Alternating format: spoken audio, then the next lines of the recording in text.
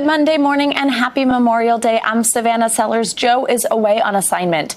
Right now on Morning News Now, back to tradition. This Memorial Day, a return to some normalcy in America with in-person events to honor the fallen and millions enjoying their first maskless holiday since the pandemic began. A look at the crowds as more restrictions are lifted. Calling for change. Gun control advocates pushing for reform after another mass shooting, this time near Miami. The latest on the search for 3 gunmen who opened fire on a crowd, killing at least 2 people and injuring more than 20 others. Century of hurt. 100 years after the Tulsa race massacre, a new light is being shed on that dark day in U.S. history. How the victims are being remembered on this somber anniversary. And words of wisdom, familiar faces giving some sound advice to the class of 2021. You are going to play an important role in shaping this new normal. A look at the future for these graduates after an unordinary senior year. And we do want to begin this Memorial Day with a live look at Arlington National Cemetery, where this morning President Biden will deliver remarks and lay a wreath at the tomb of the unknown soldier. The First Lady, Vice President Harris, and the second gentleman will also attend this morning's ceremony. We'll have more from the ground there in a bit as we continue to honor the fallen this morning. This Memorial Day has also marked the return to some version of normalcy here in the U.S., with record numbers of people traveling this weekend and COVID restrictions lifting nationwide. Nearly 2 million people passed through airport checkpoints Friday. That's a new daily pandemic record. Plus, with more restrictions lifting, beaches across the country were crowded, some for the first time in more than a year. This comes as case numbers are at the lowest point in nearly a year. On Saturday, less than 13,000 Americans tested positive for COVID over a 24-hour period. That's compared to this time just last month, when nearly 50,000 Americans were testing positive daily.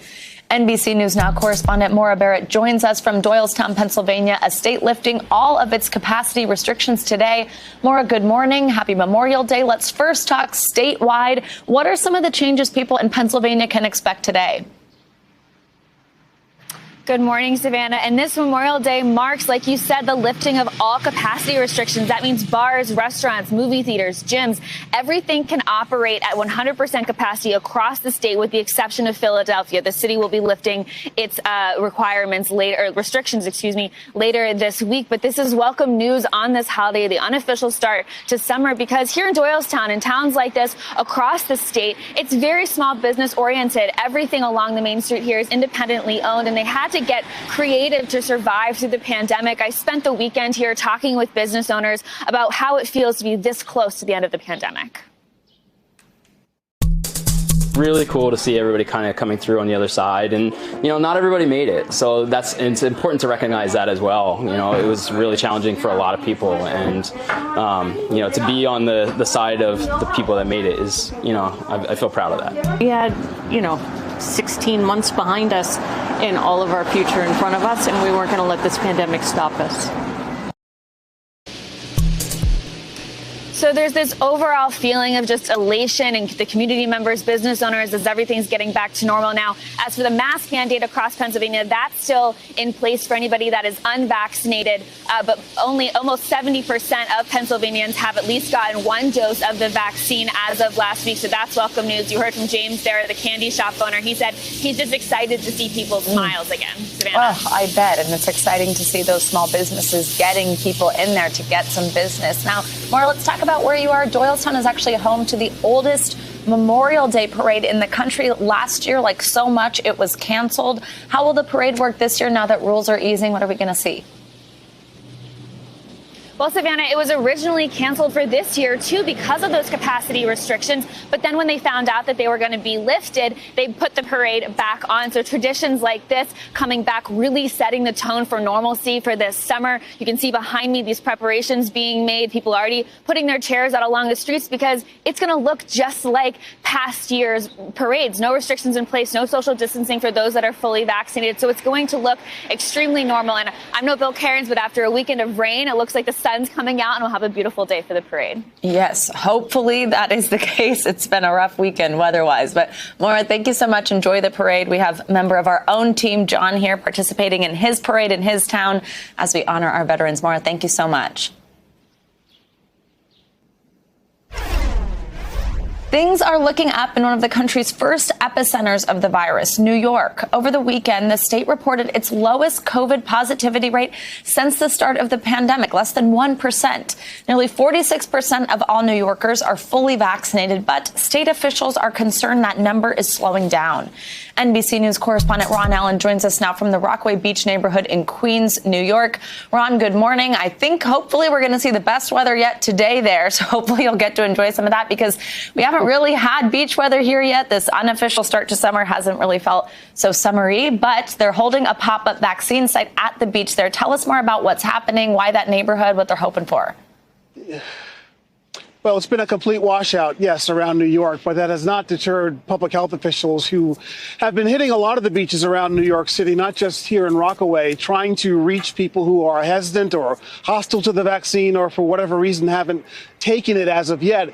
It's part of a plan that's been going on for some time here to essentially meet people where they are, whether it's public housing projects or train stations or other places where tourists have been arriving, museums and other public attractions, to try and leave no reason why people cannot get access to the vaccinations.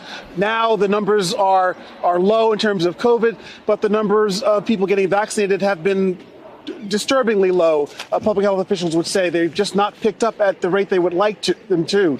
And Far Rockaway here, where we are now, is something of an enclave. If you look at New York City broken down in different neighborhoods, we're not near the heart of New York City. We're a bit outside of the city. And this is a largely African-American, Hispanic community where the vaccination rates are even lower still than in New York City proper, for the most part. Another reason why they are targeting a community like here. There'll be a mobile van that'll pull up here in a few hours.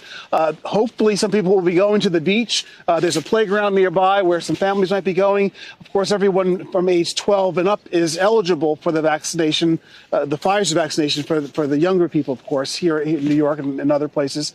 So again, despite the washout of a weekend, public health officials are undeterred and pushing forward with their plan to try and get as much vaccine into arms as possible. Yeah, Ron, let's talk now about the city overall and vaccinations. It was dealing, of course, with the worst of the pandemic a little over a year ago, a very different Memorial Day last year. How's the vaccine rollout going citywide now?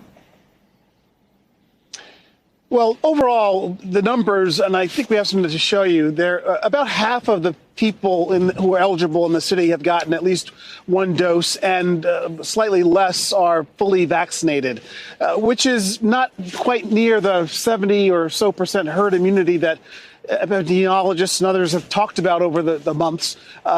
So again, the thing about this is that the rate of vaccination is not going up, it's going down. So it's tailing off. So, but at the same time, of course, this has been a big week here in New York where just about everything now is opened without capacity limits. Tonight, they're going to lift a midnight curfew on bars and restaurants as well in the city.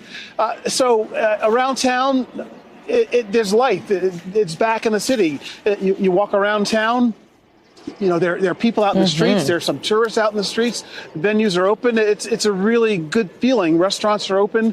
And after a long, hard COVID winter, it's really encouraging to see New York coming back to life. The hope is, of course, that it's going to be a great, vibrant summer here, and things are going to take off, and the economy is going to take off, and businesses are going to pick up, and tourists are going to return. And that's the hope, of course. But the goal now is, while the vaccination numbers are solid, there's a real concern that they want them to keep going up and get higher, and everyone who can get the vaccine, take it. Yeah, absolutely. Ron, I agree with you. It feels really good here right now. I think we've got a good summer coming, and it's just so great to see these businesses, restaurants full, hear them all talk about how much better they're doing and just how grateful they are to have made it and be at this point. Ron, thank you so much.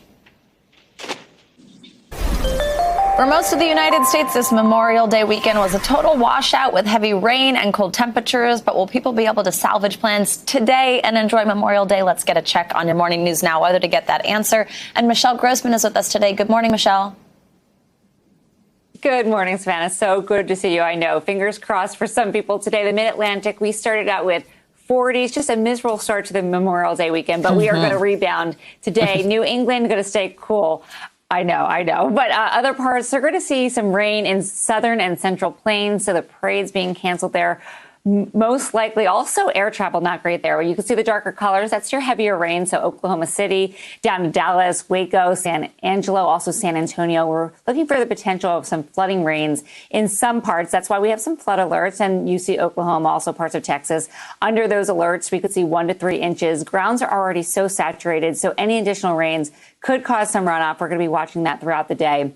We also do have the threat for some severe storms. That's in parts of Texas, also New Mexico, expecting some hail, even some damaging winds. That's likely in those areas, and a few tornadoes are possible, something we're going to be watching at least through the evening and overnight hours. And this is what's going to happen over the next several days. We have this area of low pressure bringing that rain and storms in parts of the central and southern plains today. That's going to be on the move as we go throughout the next couple of days. You kind of see it taking a hike to the east, bringing some storms still to Texas on Tuesday, and then by Wednesday, it really kind of expands and overspreads the Ohio Valley, also the Midwest. And then by Friday, we're going to be into the rain once again. So, yeah, the week ahead, not as cool today in the Mid-Atlantic. That's good news. And then triple digits, Savannah, in the West Coast, on the West Coast. A lot of cities there. We'll be watching that, too. We'll see temperatures as high as 110 degrees in some spots. Wow. All right, Michelle, things are turning around. Thank you so much. Good to see you. Thanks for being with us on the holiday. Sure. Investigators in South Florida are looking for 3 men who opened fire on a crowd outside a banquet hall early yesterday. 2 people were killed and more than 20 others were injured. NBC News correspondent Sam Brock joins us now from Miami. Sam, good morning. And I know this latest mass shooting is prompting yet another call for gun reform.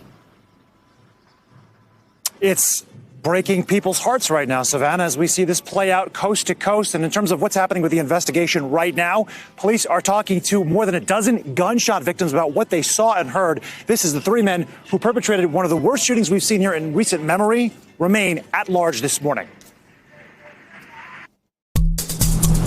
The nation's latest mass shooting in Miami-Dade County, described by police as an act of cold-blooded murderers. They just started shooting everyone. Innocent people were shot. 20 people hospitalized and at least 2 killed as 3 others remain in critical care. Multiple gunshot wound victims. The gunfire erupting at this banquet hall early Sunday morning during an album release party for a rap artist. Any idea why these gunmen targeted innocent people?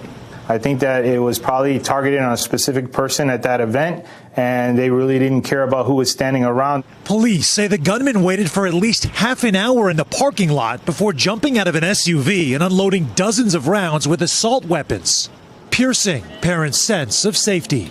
And he called us frantic, telling us he had been shot, that it hurts, and he loves us. Angelica Green's son was shot in the stomach. His condition remains unclear. The same is true for Chad Harris's 19-year-old daughter, who was also caught in the gunfire. I'm a trauma nurse in New York, and I'm also a 13-year Marine Corps vet. And yeah, man, this is war at home. The shockwaves still sinking in for neighbors. All we can do is pray, because this can happen anywhere.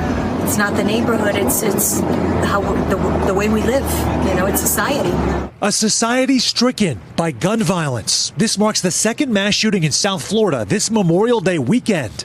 Everytown for Gun Safety says gun homicides and shootings unrelated to suicide claim more than 19,000 lives in 2020, a spike of 25% from just the year before. But our deadly slide can be reversed. Here's the thing. This is fixable. Laws matter, and it is time for Congress to actually act and to hammer out a bipartisan bill that will close the gaps in our background check system. That's the place to begin.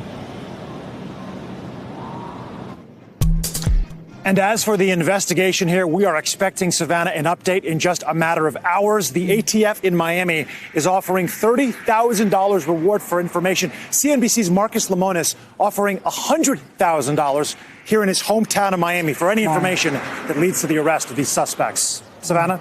All right, just heartbreaking. Sam, thank you so much. Coming up, 100 years after the Tulsa race massacre, the city and country are remembering the victims. More on the event that was once overlooked in history books and the movement it inspired. Today marks 100 years since the Tulsa race massacre. It's estimated that hundreds of Black Tulsans were killed and countless businesses and homes were destroyed when a white mob descended on the thriving Greenwood neighborhood in May of 1921. NBC News correspondent and host of the Into America podcast, Tremaine Lee, joins us now from Tulsa. Tremaine, good morning. First, may I just say how incredible your special was that aired last night on MSNBC and on News Now. Thank you for joining us to talk about this morning. So tell us, how's the city marking this somber anniversary? Thank you so much for having me, Savannah. I really do appreciate it. This community will do what they've done for the last few days. They're coming down here on Greenwood Avenue, which is the historic stretch, in fellowship, centering the narratives of the past, remembering those who were lost. There's also a broader discussion about, really reckoning and recognizing that past. Now, much of the events and the focus has been on the Black community that suffered so much. But also there's a conversation happening in some parts of the white community about really confronting what happened back in the day. I spoke to some of those folks to talk about excavating the past, literally and figuratively. Let's take a listen. Shame. Because I think it's even true that members of All Souls had relatives who were on the wrong side of the massacre, and people won't talk about it if they know that their relatives were part of the mob that were causing the damage. Savannah, that's part of it. The Black community had carried around such trauma for so long that many of those folks didn't want to talk about it. On the other side, you had members of the white community who were here in Tulsa who weren't talking about it and burying it for another reason. And sometimes it was shame, sometimes it was guilt, sometimes they just didn't want to have that story told. Yeah, absolutely. And Tremaine, staying on these people that you've spoken with, I know you also spoke with a young woman who learned that her grandfather participated in the massacre. What did she say about the significance of this anniversary for her and what the city should be doing now? That was one of the more interesting conversations I had because while the Tulsa massacre really wasn't taught in schools, a lot of folks weren't talking about it. This young lady learned about it early. She finds herself as like an anti-racist, and to find out that her grandfather may have participated was a shock, to say the least. Let's take a listen. White people are the ones with the problem here, not people of color. White people are the ones who burned down Greenwood. And so white people need to do the work to look internally and to look at our city and to do the work to fix it. And so I want to be a part of that. I want to be a part of fixing whatever I can. And you can't right the wrongs of the past, but you can sure try. Savannah, as divided as this community had been, and in some ways still remains so, there is some hope that the community can come together and that this, remembrance of that terrible 2 days back in 1921 might actually bring the community closer, or at least bring that reckoning into fruition. And Tremaine, just quickly, what's next for the descendants of this, especially as this national attention is placed on this? It will be interesting to see what happens when all the cameras leave and we, stop telling this story on the airwaves. But this community, the calls for reparations is getting louder and louder, and the momentum behind that is getting louder. The more we understand about what was actually stolen from this community, what was actually taken in terms of actual wealth, and how the descendants of those victims have suffered, it's kind of clarifying what that movement and that mission is all about, Savannah. All right, Tremaine, thank you so much. And again, great special, Blood on Black Wall Street. Everybody check it out. Thanks, Tremaine. Today is the 153rd observance of Memorial Day, and as the country honors service members who have made the ultimate sacrifice, so will the president. NBC News Pentagon and National Security correspondent Courtney Cubie joins us now from Arlington National Cemetery. Courtney, good morning. So the president will be there later today to lay a wreath at the tomb of the unknown soldier. Tell us about the ceremony and the president's plans for honoring the holiday. That's right. So, I mean, President Biden, we'll see him here a little bit later this morning.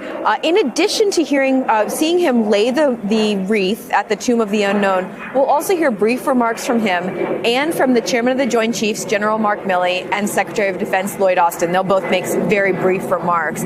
But, you know, as you mentioned, Savannah, this is been a ceremony that's been happening here at Arlington Cemetery for more than 150 years. Back after the Civil War, the U.S. began to mark what they then called Decoration Day. And the idea was that men and women would decorate the graves of fallen service members then from the Civil War. Of course, over the years, as the U.S. was involved in more and more conflicts, it became known as Memorial Day, and it began to mark the sacrifice of men and women from conflicts all over the world throughout the U.S. history. But what we will see a little bit later here today is a very somber ceremony. It will look different than what we saw last year, though, in that now Arlington Cemetery, after more than a year of being closed to the public, just last week, it opened again to the public. Last year, President Trump was here, and it was a very small group of people. This year, the public is welcome to be in the cemetery at the same time, Savannah. All right. And Courtney, what other ceremonies are happening in D.C. today to honor fallen soldiers?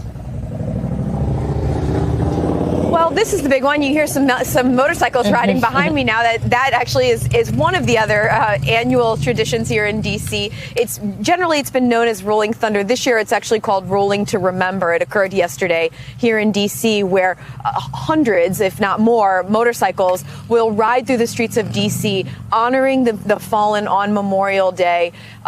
It's something that's been, like we said, has been going on for years now. Also, like the ceremony here at Arlington last year, Rolling Thunder did not happen because of the coronavirus. So this year, once again, it marks, it's really a tremendous, almost fun atmosphere to see these men and women riding through the streets of D.C. It is this really roaring sound. And so it was great to have them back in D.C. again this year, Savannah. Oh, absolutely. So great to see all these things coming back. Courtney, thank you so much.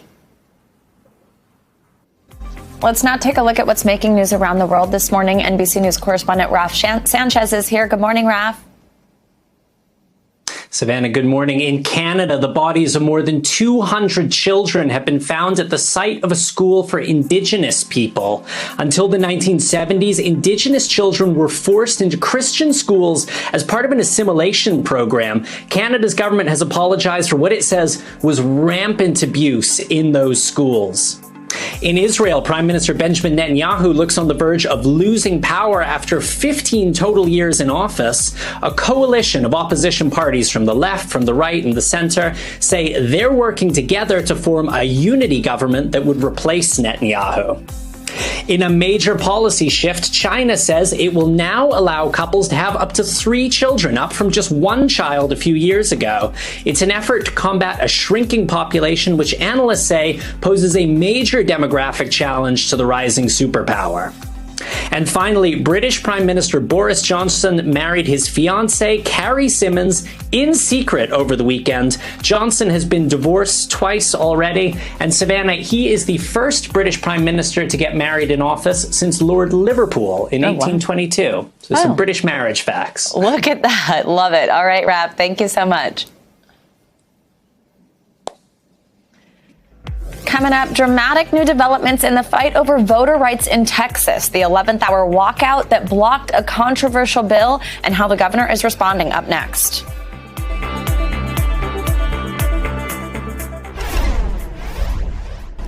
A controversial voting bill in Texas is effectively dead this morning after Democrats staged a walkout before the midnight deadline. If it passed, the bill that was heavily criticized by top Texas Democrats would have banned drive-through voting and limited voting hours.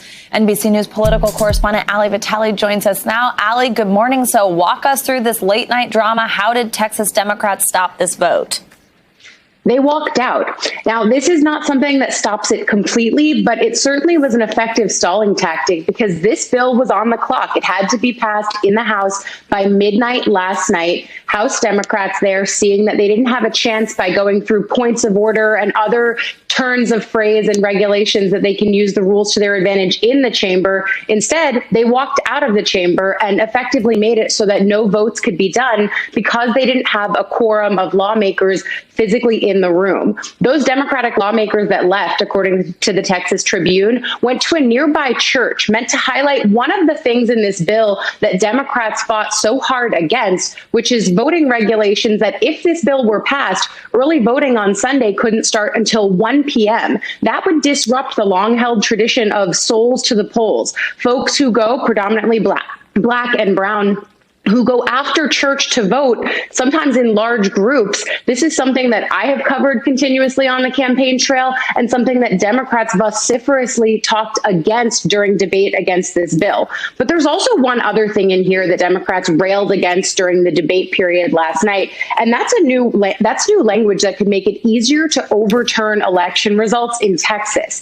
Effectively, it targets the idea of fraud, which we did not see any widespread fraud in 2020 in Texas or anywhere else. But it's a reminder, Savannah, that all of this really stems from former President Donald Trump and that big lie that he perpetuated about the 2020 election, where he says he would have won, but the election was stolen from him. It's just not true. But here's legislation that stems from that. And now, Ali, Governor Abbott responded after the vote was killed, calling the result, quote, deeply disappointing. So what could we see happen next here?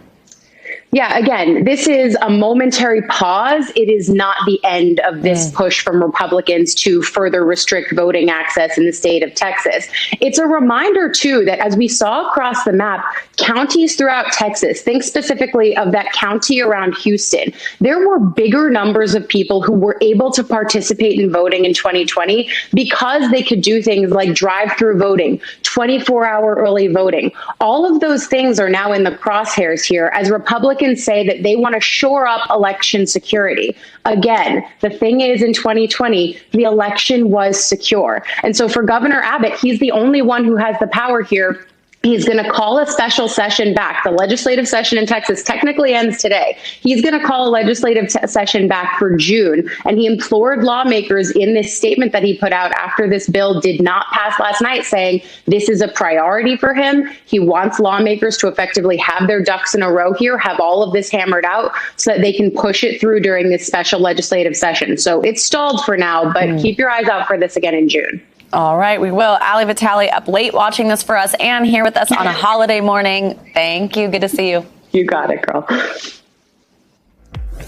Coming up, the class of 2021 is now facing the real world after a very surreal senior year. We get some advice for those graduates as they face the pressures of figuring out what's next.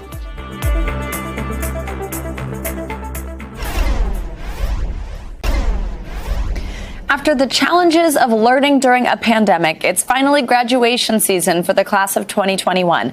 And this year, students from more schools are getting to have in-person celebrations, hearing those words of wisdom from their speakers in the flesh. Here's a taste of what they've been hearing. For what you have experienced as a result of the profound upending of your lives by COVID-19 is truly unprecedented. You are going to play an important role in shaping this new normal. Perhaps it can even be a better normal at this critical time in our history. Our country and the world need your leadership. There are two things I'd like you to remember. One, you now know that you have what it takes to get through pretty much anything. So when you come up against an obstacle, when you experience a setback, and you will, we all do, remember the resilience that you showed this past year, the determination. Remember that you have the strength to get through anything.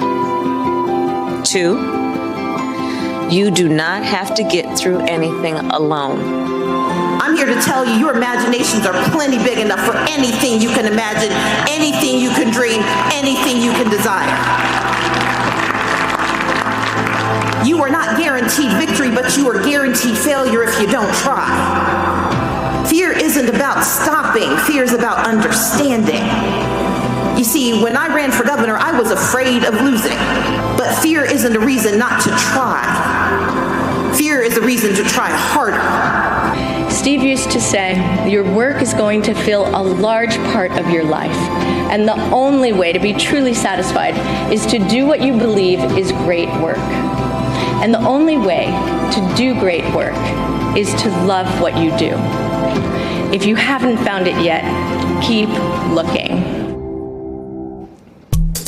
I now want to bring in Rainsford Stauffer. She's the author of An Ordinary Age, Finding Your Way in a World That Expects Exceptional. Rainsford, thank you for being here. I'm so excited to talk to you. There's so much good stuff in this book that I can't wait to dig into. So as those speeches just reminded us, the world really does expect exceptional from these graduates. I mean, I think that's the case, anytime there's a graduating class. But you write in your book about how young people feel a huge pressure to succeed. You also talk about these forces that are working against their generation. Talk us through all that. What do you mean? First, thank you so much for having me. Second, we know that young people aren't separate or coming of age separate from their societal or economic circumstances. That means that they are intrinsically impacted by forces that are outside of their own inner lives. So I think it's a great thing to encourage young adults to dream big, to imagine what a fulfilling life looks like for them. But I think that we're in the process of doing that, overlooking a little bit, number one, how many young adults are lacking the basic resources they need to emerge into adulthood and feel fulfilled and stable and successful. And two, we've kind of overlooked the fact that there's tremendous value in our ordinary lives and our ordinary selves. And when we pay attention to that ordinariness, to this idea that there are things that should fulfill us because we want them to, not because we think we're supposed to be chasing them, we can come a little closer to this idea of being sort of who we are instead of who we think we ought to be. Ooh, that is deep. All right, Rainsford, this next one, too, I really want to talk about, because this is something that I feel, and I think a lot of people feel, not just graduates. So let's talk about how graduates, but really how a lot of us might view our jobs. You write in your book, as work dominates more of our waking hours, it also monopolizes more of our identities, meaning career transitions, job losses, or financial strains often double as identity crises. I mean, okay, that just hits for me, and I think it does for a lot of people. I mean, do we need to rethink this, and how does the pandemic play into it? But also just talk about, our work really being where we find our worth and our identity. Absolutely. We need to both redefine how we think of ourselves outside of work and what resources people need to live stable, fulfilling lives regardless of their labor output. But we also need to rethink the relationship we have with work and kind of this idea of the dream job. I think a lot of time we all, but especially young people who are graduating here, go for your passion, do what you love every day. And I think sometimes we overlook the fact that for a lot of us, oftentimes a job is going to be just a job that allows us to have hopefully a fulfilling life in other ways. And I think when we tie our identities so tightly to job titles, we overlook the barriers in place to stable or fulfilling work at all. And it ends up doing quite a number on our self-worth. Oh, yeah, absolutely. So what advice would you give someone graduating this year who maybe just doesn't have it worked out, doesn't know what they want to do, or like you just mentioned, maybe they're not getting to focus on their passion because maybe that type of industry right now isn't hiring, especially at a time like this? What's your advice? I think it's important to know that even as we talk about graduates emerging into the real world, a lot of them have been in the real world already. They've been parents or caretakers or have taken on adult responsibilities way before they graduated.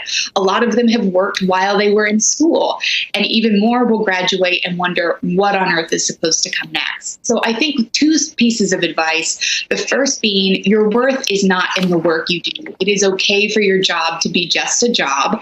And second, there is also worth in knowing that you are enough as is. I think that sometimes when we hear these messages about big dreams and making yourself extraordinary, we overlook the value in our ordinary, everyday selves. Absolutely. Rainsford, such great information there. Thank you so much for joining us this morning. Thank you for having me. Coming up, honoring the unknown soldier on this Memorial Day, how veterans are paying tribute to the fallen troops who never came home. Up next.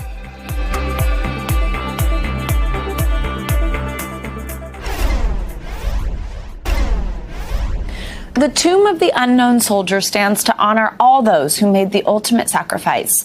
NBC News Now anchor Aaron Gilchrist spoke with two veterans who served their fellow soldiers by guarding the tomb. Savannah, I talked to two former tomb guards who have dedicated their lives first to guarding the unknown, now to telling their story. They want us to always remember these soldiers who gave everything, including their names. For 100 years, the Tomb of the Unknown Soldier has been a shrine to America's war dead, an enduring reminder of the sacrifice individual men and women willingly make in service to country. And for more than 70 of those 100 years, the tomb has been protected by the Army's 3rd Infantry Regiment, referred to as the Old Guard. It's a place where honor, an oath, taking an oath, love of country, love of America means something. Richard Azzaro was just a teenager the first time he saw soldiers march on the Tomb Plaza on TV, a lasting impression that would resurface the day John F. Kennedy became president. There was just something about John Kennedy. And when he got to that part about ask not what your country can do for you. You ask what you can do for your country. That was it.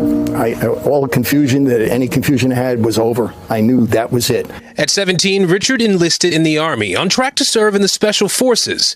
Then he says the Army came looking for volunteers for the 1st Battalion Reinforced 3rd Infantry. There's a whole huge formation. They called everybody in the regiment out. Nobody knew what that meant. I did. That immediately translated into Tomb of the Unknown Soldier, and my hands shot up. I couldn't catch up with it. Richard served at the tomb from 1963 to 1965. He has mementos to remind him of his time there, the knowledge he mastered, the physical training that demanded perfection, elements of a mission too important to fail. It's about America's sacred duty to never, ever forget those who have served and sacrificed on behalf of America in times of war or armed conflict. At the change of the guard, when that sentinel says, orders acknowledged, he is saying, I accept this responsibility. It's now in his hands. All of America has placed in his hands that sacred duty. Since the Tomb of the Unknown Soldier was dedicated in 1921, it's been the final resting place of one unknown American fighter from World Wars I and II and the Korean War.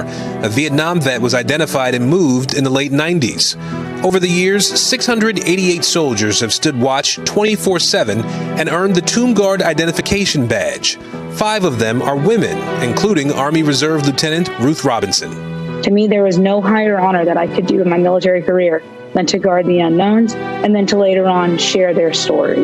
Ruth served from 2015 to 2017. She doesn't make a big deal about being among just a handful of female tomb guards, but the significance isn't lost on her, especially on the day the tomb was visited by an honor flight, veterans in their twilight years, and all female.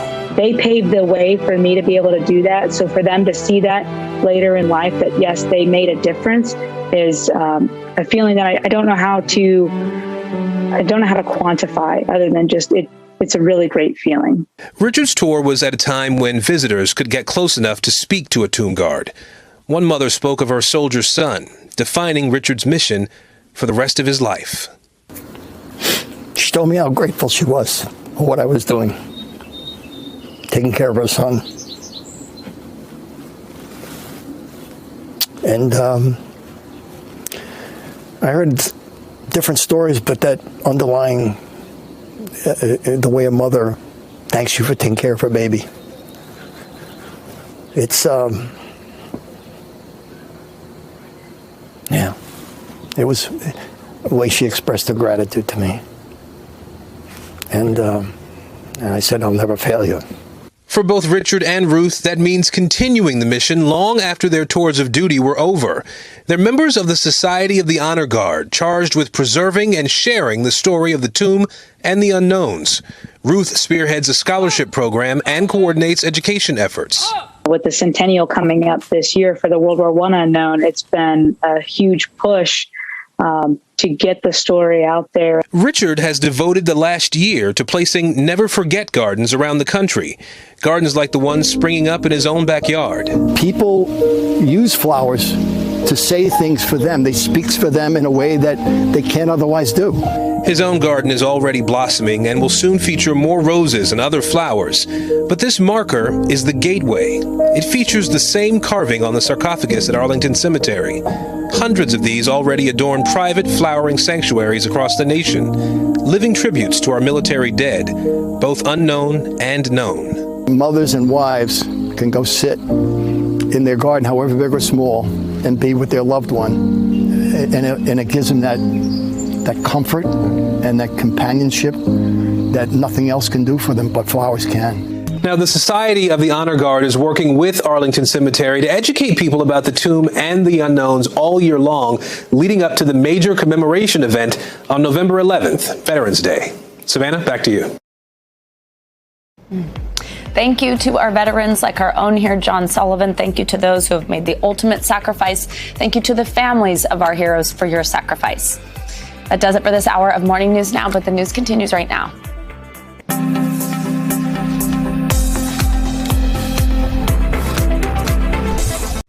Hey, NBC News viewers, thanks for checking out our YouTube channel. Subscribe by clicking on that button down here and click on any of the videos over here to watch the latest interviews, show highlights, and digital exclusives. Thanks for watching.